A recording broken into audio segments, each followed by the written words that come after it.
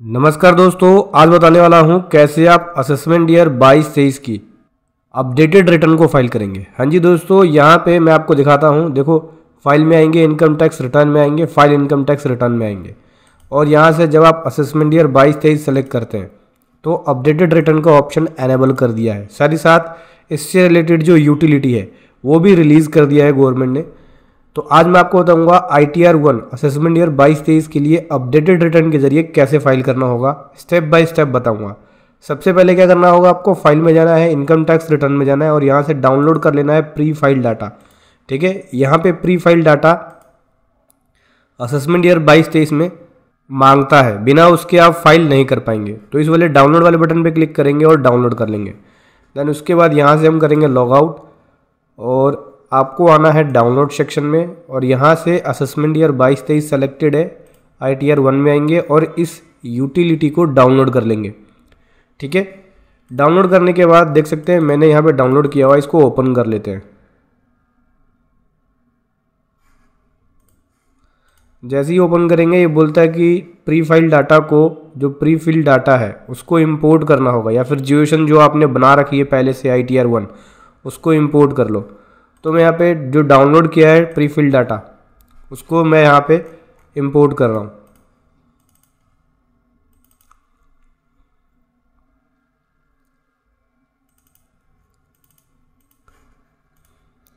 जैसे ही इंपोर्ट करूँगा जो बेसिक डिटेल है ऑटोमेटिक भरती चली जाएगी प्री फिल डाटा के बेसिस पे।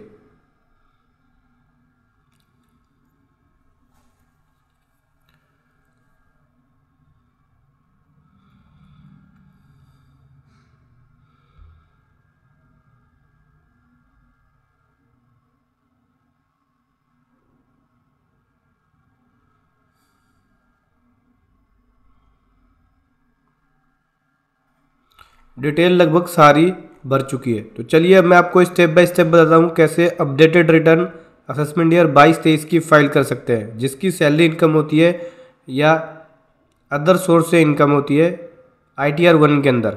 उससे पहले बताना चाहूँगा, जो भी भाई बंधु मेरे चैनल पे पहली बार हैं, इस वीडियो को पहली बार देख रहे हैं, जिन्होंने अभी तक सब्सक्राइब नहीं किया सब्सक्राइब कर लीजिए, साथ ही साथ बेल आइकन पे भी क्लिक कर लीजिए ताकि इस तरह का कंटेंट आपको मिलता रहे। करना क्या है दोस्तों, सबसे पहले देखो ये बेसिक डिटेल है, यहाँ से आप नीचे आके सेलेक्ट करना होगा कि सेक्शन 139 सब सेक्शन 1 के 7th प्रोवाइजो, क्या अपनी रिटर्न को आप फाइल कर रहे हैं इस सेक्शन के अंदर? नहीं, नो कर देते हैं। उसके बाद नीचे स्क्रॉल करेंगे। अब दोस्तों यहाँ पे सेक्शन सेलेक्ट करना होगा, हम यहाँ पे 139(a) सेलेक्ट करेंगे।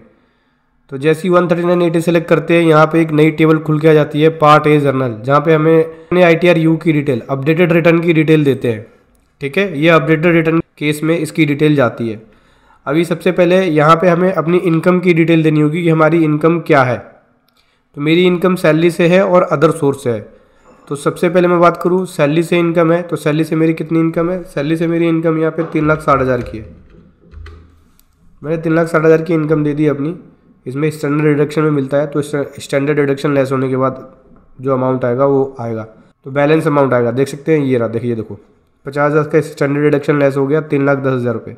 इसके अलावा अगर कोई अलाउंस है आपका तो वो लिख सकते हैं। अलाउंस वगैरह नहीं है मेरे पास, अगर आपके पास होता है तो वो दे सकते हैं।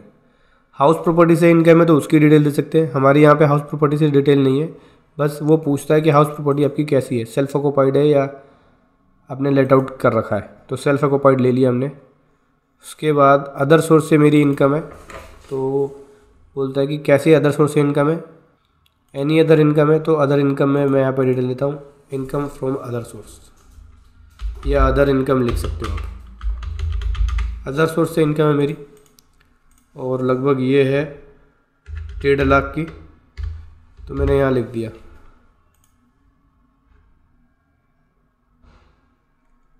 ठीक है दोस्तों, अब नीचे जो मेरी टोटल इनकम आ गई वो 4,60,000 की आ गई। अभी नीचे चलते हैं। उसके बाद यहाँ पे अगर कोई आपका डिडक्शन होता है जैसे LIC का, ठीक है, प्रोविडेंट फंड का, पेंशन का, मेडिकल इंश्योरेंस का, तो उसकी दे सकते हैं। ETC में हमें 1.5 लाख तक का डिडक्शन मिल जाता है। तो मेरे यहाँ पे LIC का है जो कि 12,450 रुपये का है। ठीक है, अगर आपके पास कोई और डिडक्शन है जैसे मेडिकल का है मेडिकल इंश्योरेंस करा रखा है तो उसकी डिटेल दे सकते हैं। मेरे पास यहाँ पे मेडिकल से रिलेटेड कोई भी डिडक्शन नहीं है। नीचे करते हैं, नीचे आएंगे तो जो मेरी टोटल इनकम आ गई वो 4,47,550 रुपये की आ गई। ठीक है, अभी क्या करना होगा, पहले इस शीट को करेंगे वैलिडेट। शीट ओके है, नीचे आएंगे, पार्ट ए जर्नल पे आना है। ठीक है, यहाँ पे 139(8)A की डिटेल जाती है, ITRU की अपडेटेड रिटर्न की डिटेल जाती है। सबसे पहले पूछता है कि आप जो रिटर्न फाइल कर रहे हैं, आपने पहले कभी इनकम टैक्स की रिटर्न फाइल करी है, मतलब इस असेसमेंट ईयर की 22-23 की फाइल करी है? तो नहीं, हमने 22-23 की पहले फाइल, नो पे क्लिक कर लिया। अभी बोलता है कि क्या आप 139(8)A मतलब अपडेटेड रिटर्न की कंडीशंस को फुलफिल कर रहे हो, इसको कर देना है यस। यहाँ पे फुलफिल कर रहे हैं। ITR कौन सी फाइल कर रहे हैं? ITR 1 है। यहाँ पे रीज़न पूछता है कि बहुत सारे रीज़न है, तो हमें यहाँ से सेलेक्ट करना होता है रिटर्न प्रीवियसली नोट फाइल। हमने रिटर्न पहले इस असेसमेंट ईयर की 22-23 की फाइल नहीं करी है। ये बोलता है रिटर्न कौन से पीरियड के अंदर फाइल कर रहे हो, तो अप टू 12 मंथ के अंदर फाइल कर रहे हैं। ठीक है, असेसमेंट खत्म होने के बाद 12 मंथ के अंदर फाइल कर रहे हैं। तो अप टू 12 मंथ के अंदर होता क्या, 25% पेनल्टी लगती है टैक्स अमाउंट की। तो अप टू 12 मंथ ले लिया। इसके बाद यहाँ पे इस शीट को भी वैलिडेट करेंगे, ओके कर लिया। TDS के अंदर आपको TDS की डिटेल देनी होती है। इसके लिए आप 26A देख सकते हैं। अगर एम्प्लॉयर ने TDS काटा है तो उसका टैन नंबर, उसका नाम, सैलरी से इनकम कितनी हुई और कितना टैक्स काटा गया, मतलब TDS काटा गया, उसकी डिटेल देनी होगी। इसके अलावा अगर कोई TDS कटा है सैलरी के अलावा तो उसकी डिटेल यहाँ पे देंगे। टैन नंबर, डिडक्टर का नाम, ग्रोस रिसिट्स कितना था, ईयर ऑफ डिडक्शन क्या है, कितना टैक्स डिडक्ट किया है। ठीक है, कितना आपका क्रेडिट जो है इस ईयर क्लेम हो रहा है। कोई एडवांस टैक्स या सेल्फ असेसमेंट टैक्स जमा करा है तो उसकी डिटेल यहाँ जाएगी। उसका BRS code, date of deposit, serial number और टैक्स पेड जितना आपने किया। ऐसी TCS वाली डिटेल के अंदर, TDS में तो कुछ नहीं है हमारा। क्या करते हैं, इस शीट को अभी करेंगे वैलिडेट। देखो ये शीट वैलिडेट हो गया। TCS वाले में आते हैं, अगर कोई TCS कटा हुआ है आपका, इसको भी आप 26A से वेरीफाई कर सकते हैं। तो उसकी डिटेल यहाँ पे दे सकते हैं। उसका टैन नंबर कितना है, कलेक्टर का जिसने TCS काटा है उसका नेम क्या है, ग्रोस पेमेंट कितनी रिसीव करी, कितना टैक्स TCS काटा गया, कितना इस ईयर TCS आप क्लेम कर रहे हैं।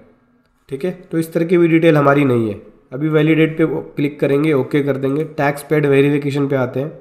जितना जितना आपने टैक्स पे किया उसकी डिटेल आ जाएगी और जितना आपका टैक्स पेबल बना वो आ जाएगा। फिर बचा हुआ रिफंड आपको यहाँ पे दिखेगा। यहाँ पे वेरिफिकेशंस की डिटेल्स आती है, तो यहाँ पे मैं इसको वैलिडेट कर लेता हूँ।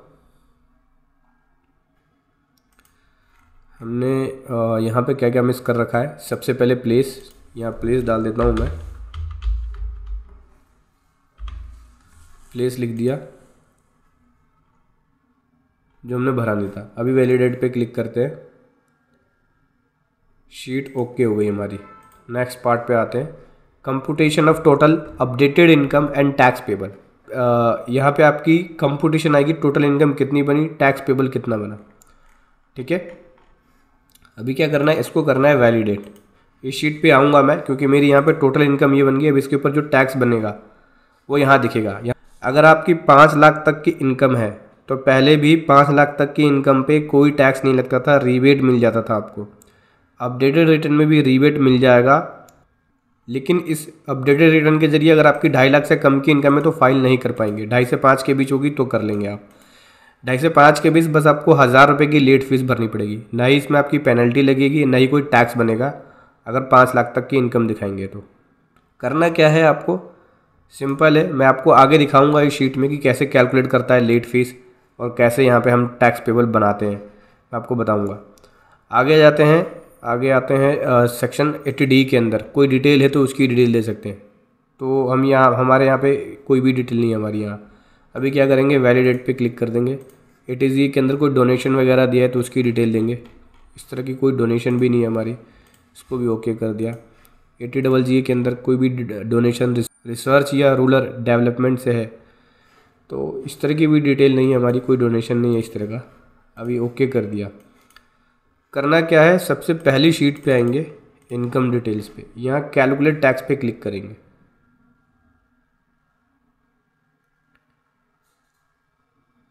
थोड़ा सा टाइम लेगा। अभी नीचे देखते हैं, मैं आपको दिखाता हूँ। ये देखो, 4,47,550। इसके ऊपर ये टैक्स कैलकुलेट किया और ये पूरा का पूरा रिवेट मिल गया 87A के अंदर। इसका मतलब टैक्स मेरा ज़ीरो बन गया, जो टैक्स पेबल बनेगा बैलेंस। बस 1,000 रुपये की लेट फीस बनेगी। देखो ये फ़ीस कैलकुलेट कर लिया इसने, फ़ीस अंडर सेक्शन 234F के अंदर कैलकुलेट कर लिया, जो कि मुझे 1,000 रुपये जमा कराने पड़ेंगे। अभी सिंपल है, सीधा part B computation of total updated income and tax payable वाली शीट में आएंगे। देखो ये देखो 1,000 रुपये बन गया, जो कि देना ही पड़ेगा 1,000 रुपये। ये देखो 1,000 रुपये देना पड़ेगा। अभी करना क्या है, ये आपको पे करना होगा 1,000 रुपये की लेट फीस। इनकम टैक्स का चालान क्रिएट करेंगे सेल्फ असेसमेंट में जाके। देखो इस पर क्लिक करोगे, ई पे टैक्स पे क्लिक करोगे तो आपको वेबसाइट पे ले जाएगा और वहाँ पे देखो ये है वेबसाइट। यहाँ पे आपको करना क्या होता है, चालान सेलेक्ट करना होता है। चालान कौन सा सेलेक्ट करेंगे, चालान नंबर 280। ये सेलेक्ट करके बेसिक डिटेल भर के, और यहाँ से आपको मैं अदर देन कंपनीज हो गया, अदर देन कंपनी, और यहाँ पे जो टैक्स जमा करा रहे हैं हम सेल्फ असेसमेंट टैक्स ले लेना, और बाकी बेसिक डिटेल जैसे पैन नंबर, असेसमेंट ईयर वगैरह भर के, जैसे असेसमेंट ईयर 22-23 है, पैन नंबर बेसिक डिटेल भर के उसको जमा करा लेना। जैसे ही आप जमा करा लोगे उस चालान की डिटेल आपको देनी पड़ेगी। कहाँ देंगे, देखो पार्ट बी में यहाँ पे चालान की डिटेल देनी होगी। ठीक है, चलिए मैं चालान की डिटेल को भर लेता हूँ। दोस्तों देख सकते हैं 1,000 रुपये की मैंने चालान की डिटेल भर दी है। अभी वैलिडेट पे क्लिक करेंगे और इनकम डिटेल पे आएंगे और फिर से यहाँ पे कैलकुलेट टैक्स पे जाएंगे।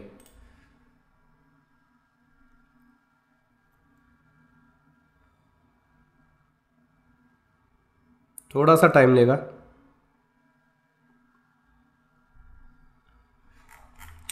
टोटल टैक्स हमारा 1,000 रुपये का बना, और पार्ट बी में आएंगे तो मैं आपको दिखाता हूँ। देखो टैक्स ड्यू ज़ीरो हो गया, 1,000 रुपये हमने यहाँ पे पेड कर दिया। देखो ये देखा, ये देखो 1,000 रुपये पे कर दिए, यहाँ पे टैक्स ड्यू ज़ीरो हो गया। ये पेबल बना था जितना हमें पे करना था। ये देखो, ये देखो ये 1,000 रुपये नेट पेबल, ये हमने पेड कर दिया तो टैक्स ड्यू ज़ीरो बन गया। अभी हमें कुछ पे नहीं करना।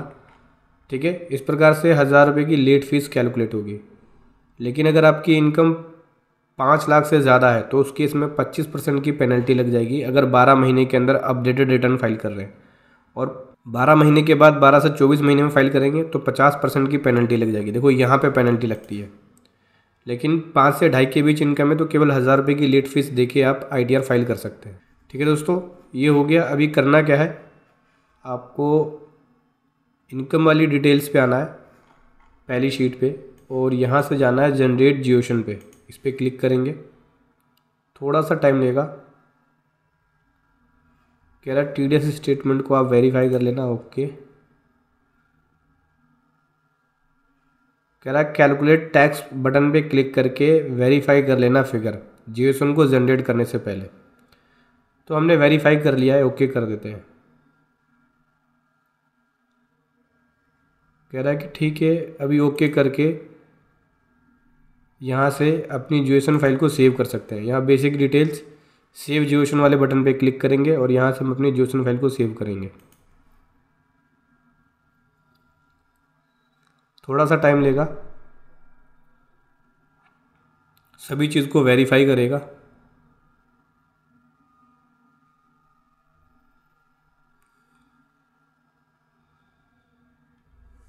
दोस्तों जैसे ही जियोसन फाइल सेव कर लेंगे उसके बाद करना क्या है, आपको जाना है लॉगिन पे।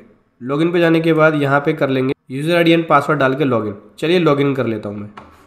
जैसे ही लॉगिन कर लेंगे दोस्तों, उसके बाद करना क्या है, फाइल पे आएंगे, इनकम टैक्स रिटर्न पे आएंगे और फाइल इनकम टैक्स रिटर्न पे आएंगे। यहाँ से सेलेक्ट करेंगे असेसमेंट ईयर 22-23 और सेलेक्ट कर लेंगे अपडेटेड रिटर्न। देन अगर आपका ऑडिटेड है तो यस करेंगे, ऑडिटेड ITR नहीं है तो नो करेंगे। जनरली ITR 1 के केस में नॉन ऑडिटेड ही होता है। नो कर दिया। अभी यहाँ से आपको सेलेक्ट करना होता है ITR 1, उसके बाद कंटिन्यू पे क्लिक करेंगे। फिर जो जियोसन फाइल बनाई है उसको यहाँ पे अटैच करना होगा। देन उसके बाद प्रोसीड टू वेरिफिकेशन होगा। वेरिफिकेशन ध्यान रखना, आप DSC के ज़रिए या OTP के ज़रिए ही कर सकते हैं। इसको साइन करके आप CPC बेंगलुरु नहीं भेज सकते, साइन करके वेरीफाई नहीं कर सकते जैसे हम नॉर्मल ITR करते हैं ड्यू डेट से पहले वाली, कि साइन करके वेरीफाई करा दो। इसको साइन करके वेरीफाई नहीं कराया जा सकता। तो समझ गए दोस्तों, ये है प्रोसेस ITR 1, अपडेटेड ITR 1 को फाइल करने का। मेरे केस में SSC की ऑलरेडी ITR 1 फाइल हो चुकी है, असेसमेंट ईयर 22-23 की, तो मैं इसमें फाइल नहीं कर सकता। ये मैंने आपको प्रोसेस बताया कि ऐसे आपको फाइल करना है ITR 1 अपडेटेड रिटर्न के केस में। वीडियो कैसे लगी ज़रूर बताएं। Thank you so much. जय हिंद, वंदे मातरम।